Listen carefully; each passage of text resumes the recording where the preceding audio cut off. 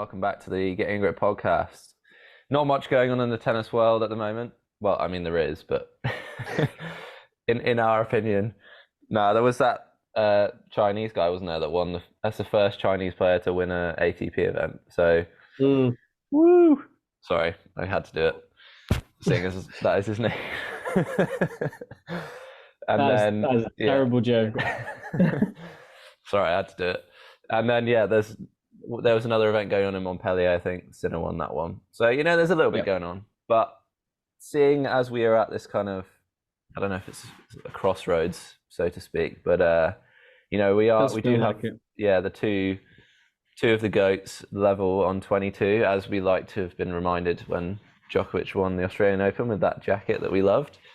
So what better time to put together a little head-to-head between Nadal and Djokovic.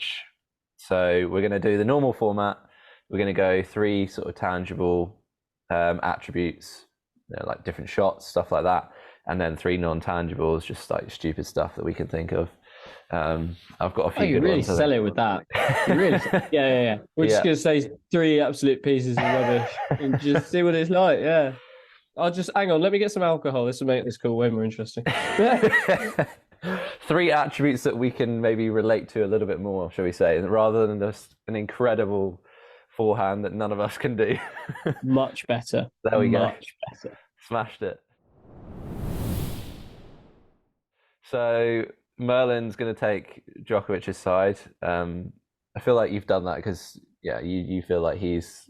I probably agree that he's going to end up with the most Grand Slams, but I think Nadal's maybe a little bit more interesting with some of his quirks, shall we say. So you've got Djokovic, I've got Nadal. I'll let you kick off with this one, so you can go first with your first tangible one. Well, let's start off with something that's very, very obvious. I'm going to go with returning.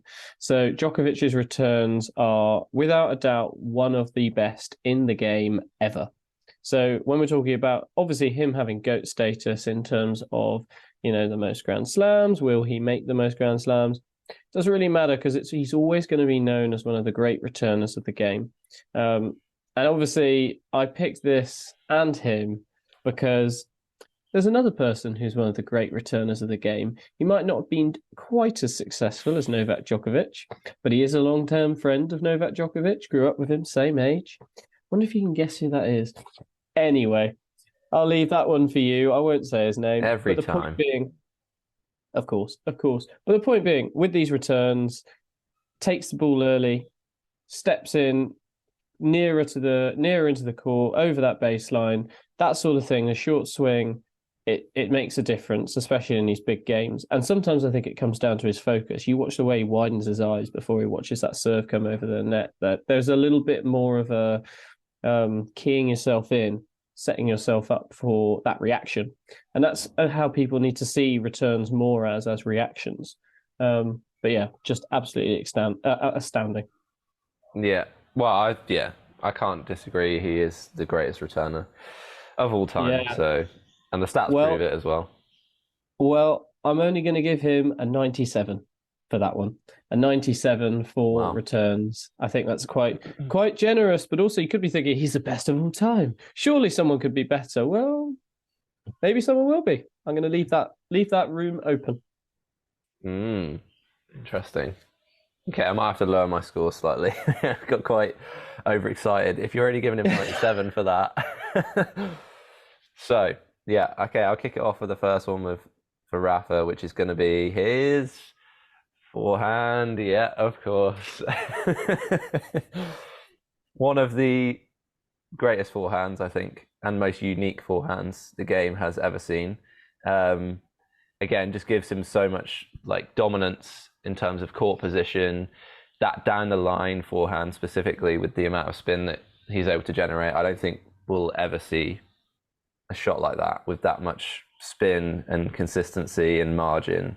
It's just incredible, really. Even when he plays against, someone like Novak, who's incredible, he's still so wary to go into that forehand side if he's not hitting it at 100% pace, because you just know you could get picked off down the line, and then you're on the stretch, and then he's just dictating the point from there.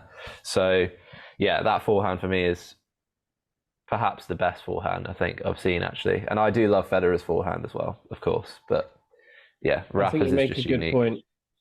No, I think you make a good point. And what I will say about that is I remember there being a stat, this may have been a decade ago at this rate, back in the last generation of players. We're entering a new one, of course. But he hit over about 1,000 RPM more. And this was on a clay surface than the next fastest ball speed or ball spin player, which, you realize someone to generate that, they're literally tearing their shoulder out. And if you're not as built as Rafael Nadal is, if you don't have the training regime that he did, in order to generate that, you are going to tear your shoulder out doing that. You will completely tear your rotor cuff. So, I think it is a fascinating angle just to see someone that's testing not just how good someone can be at tennis, but the pressures of how you play the game itself. Yeah, I'm going to give him a 98 for that. And yeah, you want to know how many French Opens did he win that was down to that forehand? All of them? I mean, yeah. Did he not have a forehand for one of them? I'm going to say that the main reason that he won all of those, or even any of them, shall we say, is literally because of that forehand. You notice, the spin, and you'll just notice, like, as soon as he gets a sniff on that forehand, he's just pushing people around, and it's just absolute hell for any of his opponents. Just chasing that ball around the court, and he's just stepping into the baseline, and yeah, that margin that he has is just ridiculous. I always think it's a wonder when he picks off that down the line forehand where it loops out of the court. He's hit a ball that's trajectory is coming out of the court, but he's put enough side spin on it because, again, he's able to generate that extra spin to make the ball curl back in and onto the line. Oh, God, I could watch that shot all day. El Banana. Yeah. All right, those are the first ones. So I'll flip it back over to you for numero 2. Yeah. Well, are we going to go with a tangible or an untangible one for the next one? Are we going to mix them up, or are we going to go quite linear? We can mix it up. Yeah. So what I'm going to go for next is something that I think we all associate with Novak Djokovic. It's a bit of an untangible one, and that's his fight. And his fight, I think, is one of the things that sets him apart from a lot of players on a tour. But I will say, I don't think it sets him apart from the greatest players of all time at the top of the game. For his fight, I'm going to give him a 97 because I think it's superb. But I think I would probably give most other players who are up for this debate of were they a GOAT or were they a GOAT of their era or a GOAT of a technique or something like that, I would probably give them a similar score for all of this sort of stuff. So this isn't something where I'd say I'm setting him apart from Nadal. This is something that he is one of those that does this, but so do the others. And that fight, that determination to come through things, that winning mentality, I don't think losing's ever in his mind. I honestly think he just sees the path towards the win and everything he needs to do. So yeah, fight 97. Not bad. Funny you should say that because my non-tangible first one is going to be Spanish ball mentality. Hey. Nice. I think I've already used this for Alcaraz back when we did the Alcaraz Sinner one. But as I said in that one, he's like the founder of this, the Spanish ball mentality. It came from him. I mean, his brand is literally like a bull on his shirt. So yeah. I'm gonna have to give him a 99 for this one because he's the creator of it. Again, I think this is something that all the other players kind of always mention when you have these like little videos with the ATP where it's like, oh, for this certain attribute or whatever, what player was the best kind of player to showcase that, and like he is always the number one when it comes to mentality, or when you're picking your perfect player, and mentality is one of those things. He's pretty much the first one that always comes to mind, even from the other top players, like even from like Novak and Roger and stuff. They always point to Rafa with that. And again, it's like the whole play each point at a time. No one has ever showcased that more than Rafa. I think even athletes from other sports like looking over, always kind of they see that in him more than anyone else. Maybe like anyone else in pretty much any other sport. I mean, that's a big claim, but I think he's just incredible how he manages to literally just give his all in every point. And maybe that's what's contributed to injuries and stuff over the years, but that's the way he plays. So well, playing through injuries as well. I mean, he's definitely been very capable of that. We've seen that. What was it at Wimbledon for sure? In that match against Taylor Fritz, where he had was it a 3 centimeter abdominal tear or something like that? It's just like wow, playing through that level of pain, especially on your serve. Yeah, no, I agree with that. I think he's probably one of the best at it, and I think I've got to say I think it's one of the things that sets him apart from it sets the big three apart. Sorry, sets the big three apart from the rest of the tour. This is where I think people like Stan Wawrinka, Juan Martín del Potro, Andy Murray as well, even. This is where they don't quite come into the debate of obviously greatest of all time or anything like that, because they were able to beat those players during their best, but not consistently, and not consistently win on the tour, for example, especially in those big pressure moments. Whereas the big three are always very good at that. And I think it comes down to that mentality. There you go. Can't beat him on that one, I'm afraid. So yeah, let's move it over back to the tangible ones. So the second tangible one that you've got there. Yeah, so the second tangible one, I am going to go with my 99 rated one, my 99 rate. And it could be anyone's guess. He does a lot of things very well, Novak Djokovic. But interestingly, I don't think any of his shots are particularly amazing. It's not like Nadal's forehand, for example. It's not like Federer's one-handed backhand or something like that. That he doesn't have that shot. You know what I mean? He only has what I would call that all-rounder mentality. So what I'm going to give him is his movement, because I think that's what facilitates him being a fantastic all-rounder. So movement at 99. And we see this with his flexibility. We see this with his agility on the court. And sometimes that mental attitude combined with that physical fitness that he allows himself to get to and stay at in his training allows him to hunt down every ball that most people, that's the end of the point.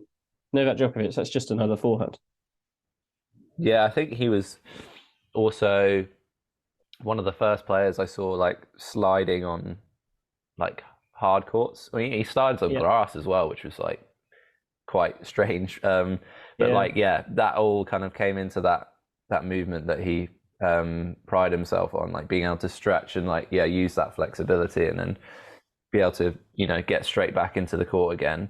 And I think he was kind of like one of the front runners or the forebearers for that kind of style, which you see a bit more often now with players. Sliding on hard courts just like a normal thing now. But I think he was one of the kind of pioneers of that. So yeah, true. There you go. All right. I'm going to go with a slightly lower rated one on this, but actually, again, I think somewhat underrated, although I think people have kind of picked up on it more in recent years, and that is Rafa's volleying. I am going to give this a 95. So again, probably not something that I don't know, casual viewers would have picked up as much, or people would associate with Rafa as much, because obviously we think about him as just dominating with that forehand from the back of the court, but actually he's very smart at knowing when to come in. I think this is the key to making his volleying so good, is knowing the right time to come in.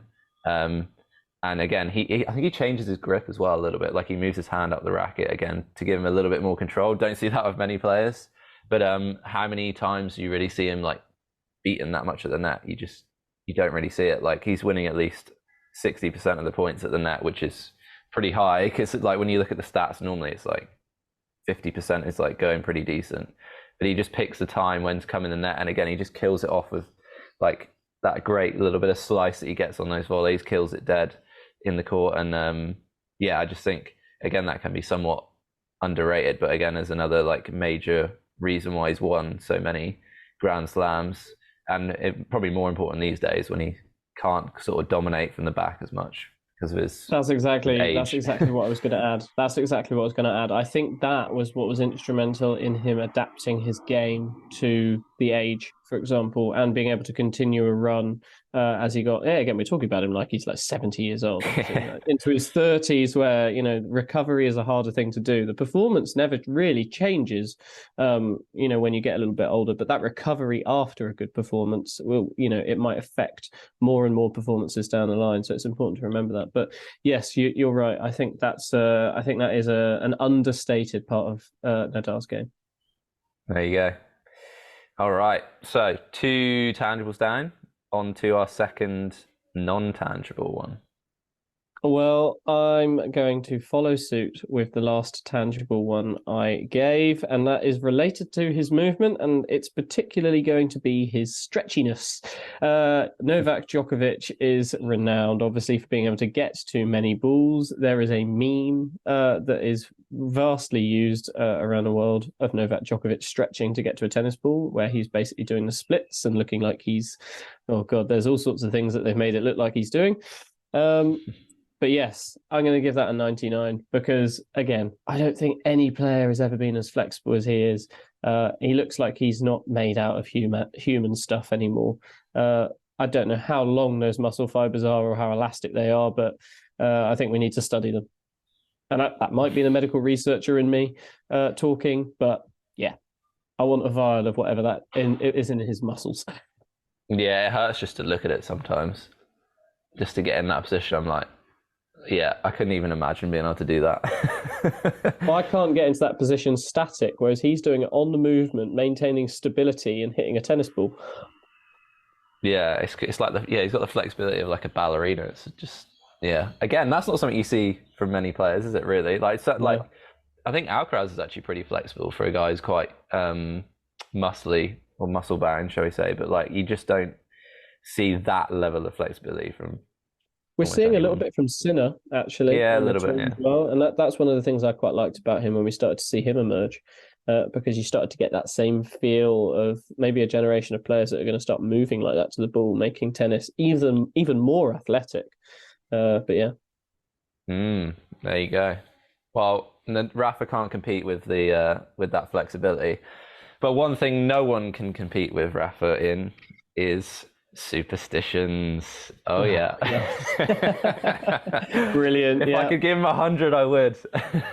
But unfortunately I can only give him 99, or I give him a 99.9, I think, for this one. Okay.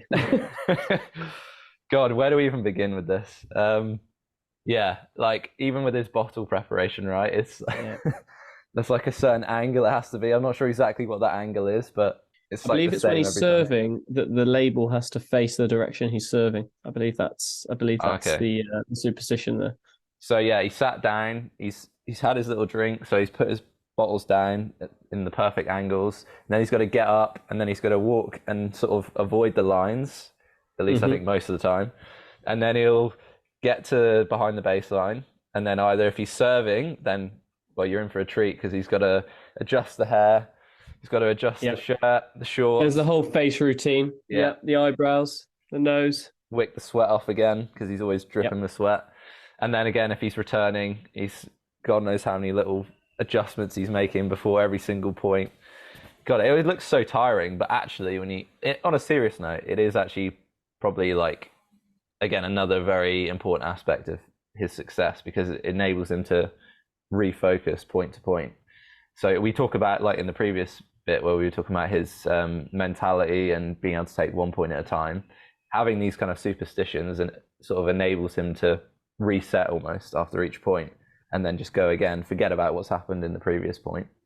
That's exactly what I was going to say about it. Yeah, it's a routine that enables him to reset mentally and physically for that next point. And that's so important in tennis, is that ability to reset. You see the same again with Novak Djokovic, the steely-eyed gaze, that focus that resets. The moment he widens his eyes, he's ready for the next point. Well, it looks like he wants to kill you, but that might be part of it. Well, yeah, that's an added bonus, isn't it? Nadal, you're worried about his mentality. You're worried about his sanity, maybe throughout the entire match. So that's got a double-edged sword for it as well. So. Just the other player from the other end of the court just like looking concerned for it. Is he okay? Yeah. And then just proceeds to destroy them. He's fine. Yeah. Walks off the court with like 2 games under your belt, like, oh God, yeah, he was fine the whole time. He was just luring me in. But yeah, I don't think anyone can compete in terms of superstitions. And maybe we should all embrace a bit more of that, If you want to really try and take each point at a time, maybe we should just adopt little mannerisms before each point just to kind of help us refocus. I wouldn't necessarily try and force it, but No. yeah, I see what you mean. Having a little bit of a routine to it, the way you prepare yourself, yeah, it's definitely going to help. Even like a certain number of like bounces of the ball or something as basic as Yeah, that. no, I do that sort of thing. It's just a sort of the way you start. Yeah, all that sort of stuff. It does matter. There you go. All right. 2 down on each side. We're on to the last tangible one. What have we got? So I'm going to go with something. We talked about this a little bit recently, and it's something he's done exceptionally well, especially as Djokovic has gotten older. He's actually come up with something that I don't think any other player's ever done, and it's testament to I think the dedication to training that he puts in, and how much he drills ground strokes. So I think that's the reason for this category, and this category is ball speed. So we talked about Nadal and how much spin he puts on the ball. But Djokovic, he's an all-rounder. He doesn't do anything particularly exceptionally, but ball speed is something he does do much better. So he's increased his ball speed over the last year or so, roughly on the tour. They took an average by about 7 or 8 kilometers an hour, and he's not missing any more of them. So he is hitting faster than pretty much every player on the tour at the moment. And when it comes down to it as well, we always think of tennis as there's always another level. So you start to think, oh, I'm getting really good at tennis. I've improved so much. You go and play someone who you used to lose to, and you might have a close game. You might win, and you're thinking, great, you've reached the next level. But there's always someone above you, again, who can beat you. And there's that next level again and again. I don't think any player looks at Djokovic and doesn't see their next level, because of the way he hits the ball, that extra pace on the ball, just that extra split second in your mind where you're deciding, Christ, I've got to react to this ball. And especially keeping that mentality throughout an entire point as well. I think that's quite difficult. So yeah, ball speed, I'm giving him a 98 because, Christ, it could get better. If he's done it 7 or 8 kilometers an hour extra from last year, could it improve? Like, where's the limit?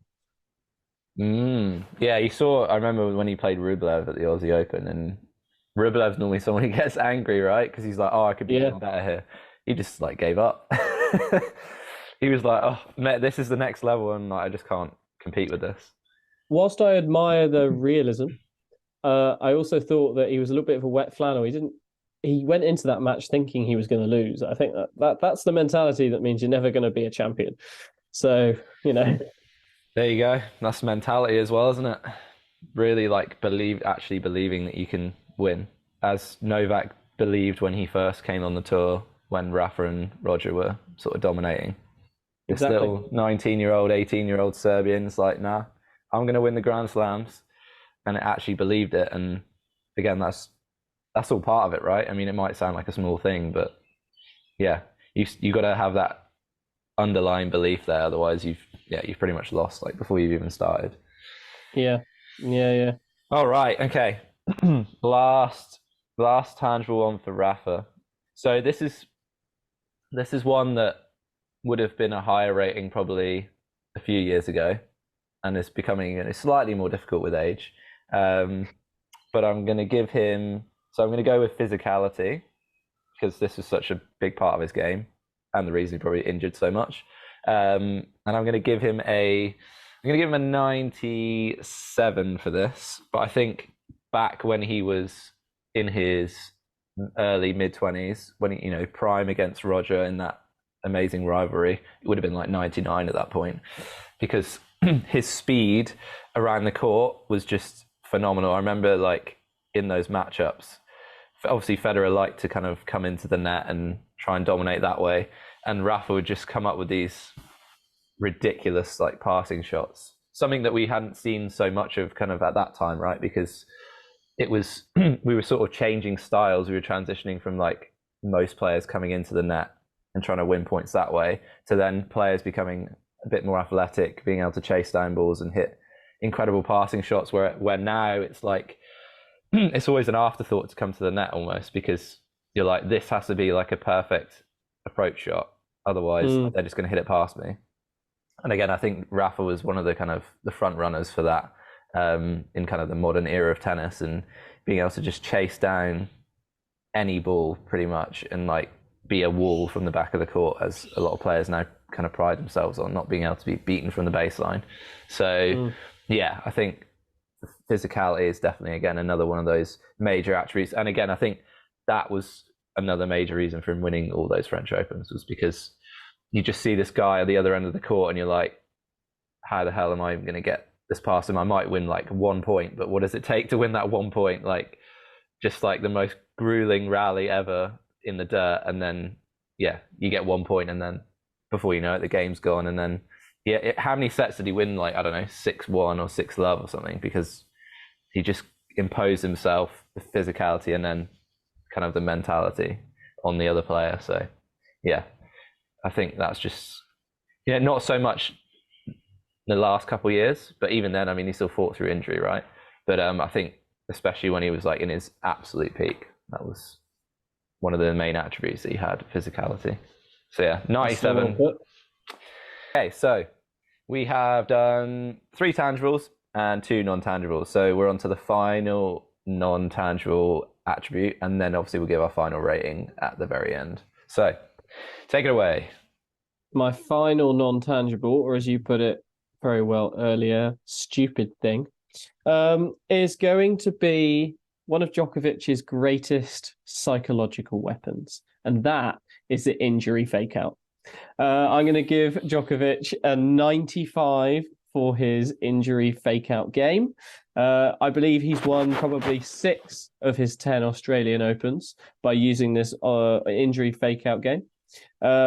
Ones where it could have been competitive, but then, something goes a bit weird on the other side of the net because he's limping about and you're thinking, oh, in the bag now. Maybe they step off the gas pedal or something like that.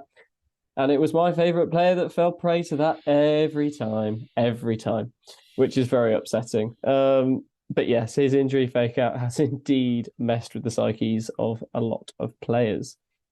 I was wondering if you were going to bring that up. Yeah, well, I have to, because he's just done it. Well, I suppose it's not really a fake out, the last one, because he actually was injured, but he was I think he thought he was faking it by putting on the bandage all the time. It feels fine. Turns out he actually did have a tear. Well, forgive us for thinking he might have been layering on a little bit based on previous experience. Yeah, exactly. We didn't know he had a blooming grade 3 tear. Jesus. So yeah, I mean, this one was not a fake injury, but in the past, he's definitely, he's layered it on a little bit in a couple of those finals with Murray. And ones where Murray was like in the battle, he was like a setup or something. And but then I guess you got to sort of look at Murray and be like, well, mate, you shouldn't also really be distracted that much by what's going on the other end of the court. So exactly. You're very right about that. But you're going to use every tool you've got in the shed to win a Grand Slam, let's put it that way. And if you see the other guy is going to get a little bit, different after seeing you looking a little bit wobbly or something like that, then you're going to use that tool. Yeah, that you are. Okay, it's funny you should call that your last non-tangible one, because my one is going to be playing with 1 foot, aka playing through pain, through injury.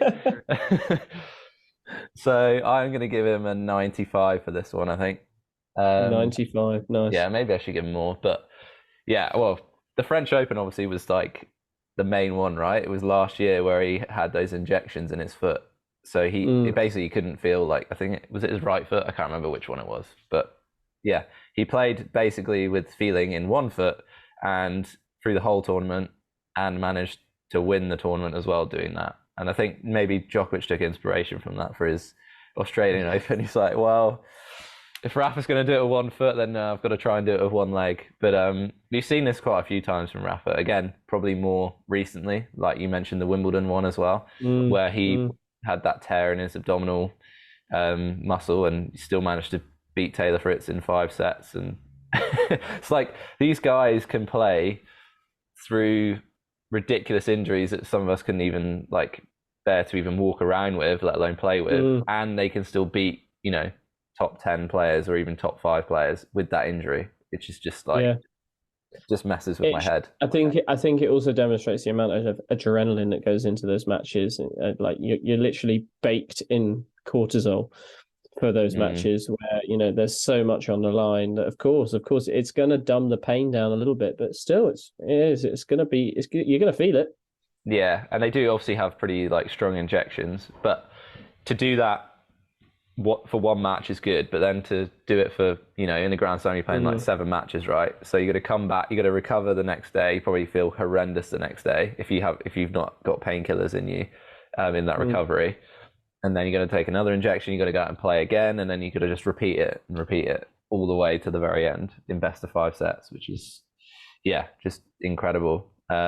Obviously Nadal did get another injury in this Australian Open that just happened and didn't manage to make it through as far this time, which shows you probably how bad the injury was as well. I think it was a hip flexor problem. But again, there's been loads of times through his career where he's had injuries and he's like seen out a match and still won it. Or I think again he's probably, not that we want to encourage this kind of behavior, but he's probably one of the sort of front runners or pioneers for being able to like push through the pain barrier and play through injury and still manage to compete. I think that was the main thing, right? He said, well, his excuse, it wasn't necessarily, I thought it was maybe stubbornness, but it was, I don't ever want to like walk off the court when I'm already like in the middle of a match. I want to play like all the way to the end because I don't know, I feel grateful to be in this position and all that sort of stuff.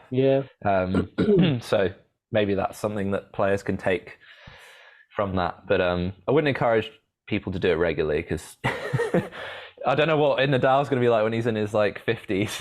It's just like his whole body is just in pieces and like can barely like walk around properly. They're all going to be in wheelchairs, Federer with no knees and reminiscing Nadal together in their wheelchairs. Nothing, probably. Yeah, it's going to be. Yeah, well, there probably will be something like that when we're a little bit grayer as well, watching a nice documentary of them sitting watching the sunset on a farm, perhaps. No. I think you highlight a very good point there. And this is one of the things that when we look at any GOAT of any sport, and tennis is one beautiful example, because obviously to win a Grand Slam in tennis, for example, it's just you out there. I know that there is a team behind a lot of these players, but ultimately it does come down to one person, one individual, their athleticism, motivation, everything. And these GOATs, these greatest players, they show us what humanity is capable of, not just in a mental context, but also in a physical context. And that for me, as a scientist, that's a really nice thing to see, because it's driving forward motivation, not only for sport and something that we all love very much, but it also drives forward innovation, because people see that and they go, look, if we're capable of that, then surely where does the improvement end? Well, that's the question, and we need to keep testing until we find where the improvement can end.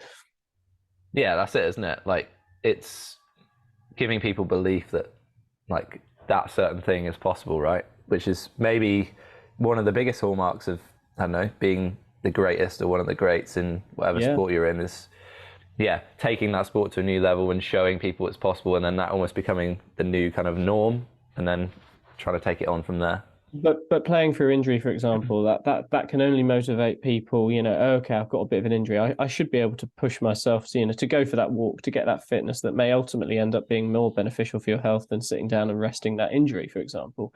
But some of these players, they go through outrageous surgeries and then they come back and play tennis at the highest level, for example. And that can only inspire people who end up. Yes, I know who you think I'm talking about. But that can only inspire people at home who have the same surgery. Well, oh God, am I going to walk again? Yes, of course you can. Of course you can. That's absolutely possible. This is why we do these things, to improve lives. It's never about sort of, this is what must happen. It's always aimed at improving your life. And ultimately it does come down to what's your own self-drive and motivation. Yeah, true. Yeah, it's not just the players in the sport themselves, like you said. It's just everyday people taking inspiration, which again is like maybe the greatest impact you can have as a sports person, is just to inspire other people. Yeah. All right, okay. We've bigged them up enough. Then we're going to big them up one final time with a final rating. So based on everything that we said, we've got to give them the final rating out of 99. like you get in FIFA. So what are you going to go with for the mighty Novak? Well, we are not currently at a stage where he is the greatest of all time. A lot of people will probably argue with me on that statement there, but statistically, he's not. Again, maybe if you looked at specific metrics, maybe, but he's not. He's not yet. I'm going to say 98 is Djokovic's final rating because it could get better. And I do think it probably will get better because he's not done being a champion yet. Well, it's funny you should say that because I was going to give Nadal exactly the same. And I think it's appropriate that we give them the same based on the fact that they are level on 22 Grand Slams. You saw that coming. Oh my God. Shock, plot twist. Yeah, but again, I mean, Rafa could still win another couple? It's so difficult to write him off, right? I mean, it didn't look great at the Aussie Open, but again, it's not looked great many times before, and he's come back and proven us wrong. So obviously, we wrote him off a couple of years ago, and he kept winning after that. It's obviously only going to get more difficult, right, as he gets older. But I still think he could win another French, like no problem. He could win it with 1 foot again if he wanted to. But I feel like ultimately Novak will end up with more Grand Slams. I think that's a pretty safe bet to make now. That's with the stage we're at right now. But again, he and Roger had that incredible rivalry, and then he kind of pushed tennis to a new level, and then Novak came along, and then who knows beyond these two who's going to come along again. Obviously, we talk about like Alcaraz and other players a lot, but could be someone else that comes along. I feel like it's going to be so difficult for someone to get even close to 20. Like, let's say that he finishes on like 24 slams. Like, that is just incredible. What's that? How many years would you have to win? Like, that'd be 8 years of winning 3 Grand Slams for starters, which is already ridiculous. So that just shows you the level that you have to just maintain and keep pushing at. And again, they've done it whilst against other incredible players. So I don't know. The biggest credit we can just give them is, like we said before, inspiring just everyday people, I guess, like getting people into tennis. And who knows what's still to come in the few years that they've still got left to play, or however long it may be. But still enjoying it, and I want to see Alcaraz come along and play Novak in like a best of 5. That's what I want to see next. These different rivalries, passing of the like batons and stuff, because I want to see players who actually believe they can compete with these top guys, right? So Carlos is one of them. There we go. So 98 all, we'll call it. We'll call it a draw. The final scores on doors. Let us know in the comments kind of what ratings you would give them, or any kind of attributes that we even thought about that you might kind of give to them, that things that have stood out for you watching them over the years. If you've enjoyed it, obviously give us a follow on all the different podcasts platforms wherever you listen from, and on YouTube, like it, share it around, and subscribe. And we'll see you in the next one.